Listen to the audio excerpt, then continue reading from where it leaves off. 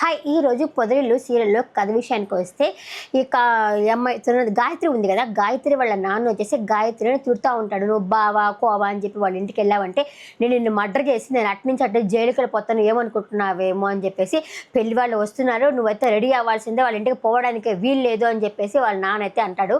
అలాగే వాళ్ళ అమ్మని కూడా అంటాడు అనమాట, నేను నీ మాట వింటున్నాను కదా అనేసి ఏది పడితే అది వింటాను అనుకుంటున్నావా నువ్వు, ఎట్టైనా సరే పెళ్లి వాళ్ళు వస్తున్నారు ముందు అమ్మాయిని రెడీ అయితే చెయ్యని చెప్పేసి అక్కడి నుంచే వెళ్ళిపోతాడు.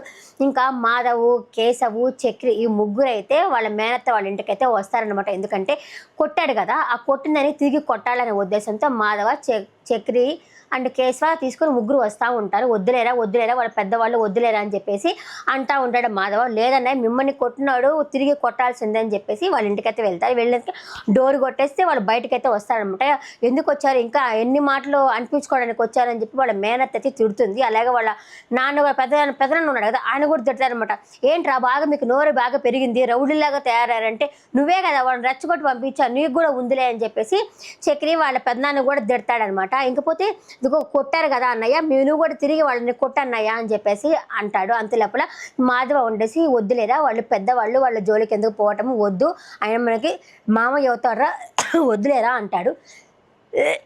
సారీ వదిలేరు అంటే, లేదని ఇప్పుడు నిన్ను కొట్టారు కదా అలాంటప్పుడు నువ్వు కొట్టాలి కదా అంటే, అంతలోపల అసలు అమ్మాయి ఉంటుంది కదా, పెద్ద ఉంటుంది కదా, ఆమె వచ్చేసి ఏంటి ఎందుకు కొడతావు అని చెప్పి వస్తుంది. అతను కూడా వాళ్ళ మేనమామ కూడా ఉండేసి ఏంటి నన్ను కొడతావా అనేసరికి కేసు లాగపెట్టి ఒకడు కొడతాడనమాట.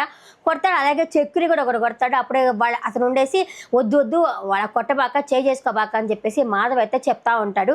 ఇప్పుడు మీ అమ్మాయికి గాయత్రికి మా అన్నయ్య అంటే ఇష్టం కదా, పెళ్లి చేయొచ్చు కదా అనేసి చక్రి అయితే అంటాడు.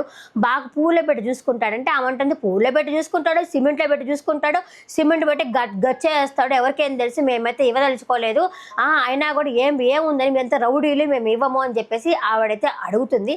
అడిగిన తర్వాత ఇంకా ఒకరినొకరు బాగా తిట్టుకుంటా ఉంటారనమాట. తిట్టుకున్న తర్వాత ఇట్లా కొట్టించుకున్న తర్వాత వాళ్ళైతే వెళ్ళిపోతారనమాట.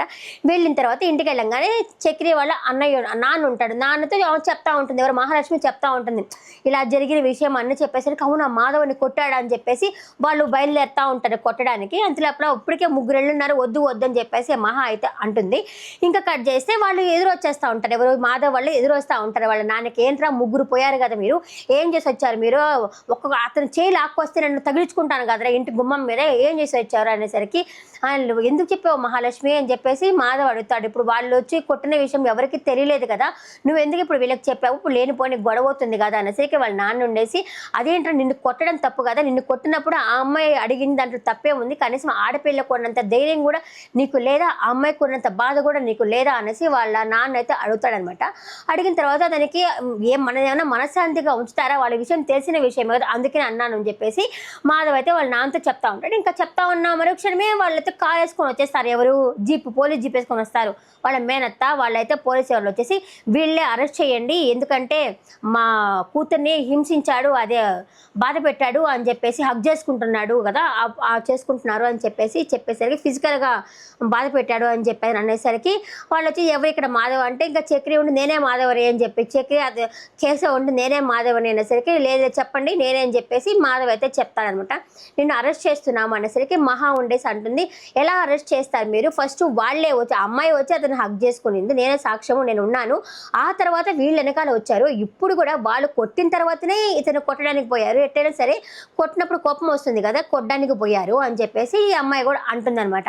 అనేసరికి ఇంకా మాట పెరిగి వీళ్ళు ఇంకా కొట్టుకోవడానికి రెడీ అవుతున్నసరికి పోలీస్ ఆయన ఉండేసి ఏదున్నా సరే మీరు పోలీస్ స్టేషన్కి వచ్చి మాట్లాడుకోండి అని చెప్పేసి నలుగురిని జీప్ ఎక్కిస్తామనేసరికి మహా అంటుంది నలుగురు ఎందుకు ఎక్కిస్తారు, కన్నా చిన్నపిల్లడు, అబ్బాయి చదువుకున్న పిల్లడు, అబ్బాయి ఇప్పుడే కాలేజీ నుంచి వస్తున్నాడు, అతను ఎందుకు తీసుకువెళ్తారు మీరు అని చెప్పంటుంది.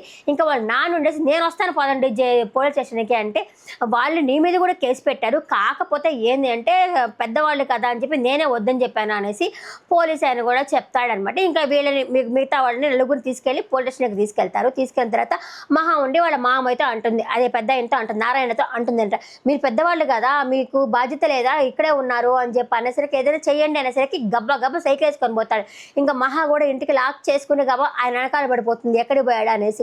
ఈయన కరెక్ట్గా వాళ్ళ చెల్లెల దగ్గరికి పోయేసి వాళ్ళ చెల్లెలతో కొట్టడానికి పోతాడు.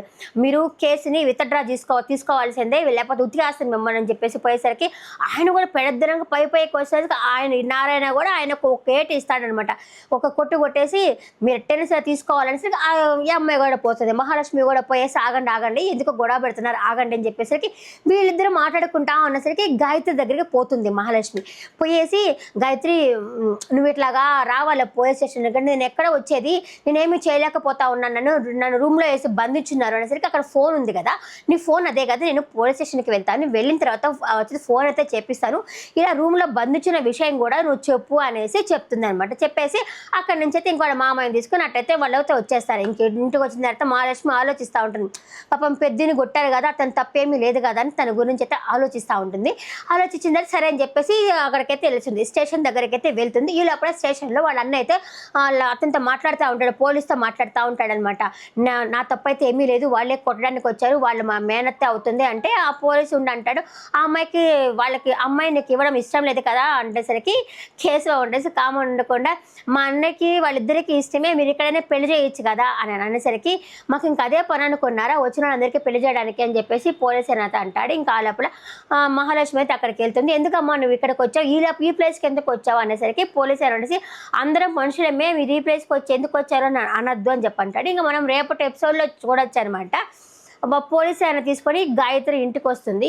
ఇంటికి వచ్చేసరికి ఆమె బెదిరించి ఉంటుంది గాయత్రిని, మేమే చేసాము అని చెప్పావో మే ఇద్దరం చచ్చిపోతాము అని బెదిరించి ఉంటుంది. రేపు ఏం జరుగుతుందో రేపటి ఎపిసోడ్లో చెప్తాను. నేను షార్ట్ అండ్ స్వీట్గానే చెప్పాను అనుకుంటున్నాను. నేను ఈ ఒక్క సీరియల్ ఎపిసోడే కాదు, ఏం జరిగినా సరే ఇండియా వైజ్గా ఇండియా కాదు వరల్డ్ వైజ్గా ఏం జరిగినా సరే నా వీడియోస్ అయితే నేను చెప్తా ఉన్నాను, షార్ట్గానే చెప్తా ఉన్నాను. ఒక లైక్ కొట్టి వీడియో చేయండి, అలాగే సబ్స్క్రైబ్ చేసుకోండి. Thank you for watching. Bye.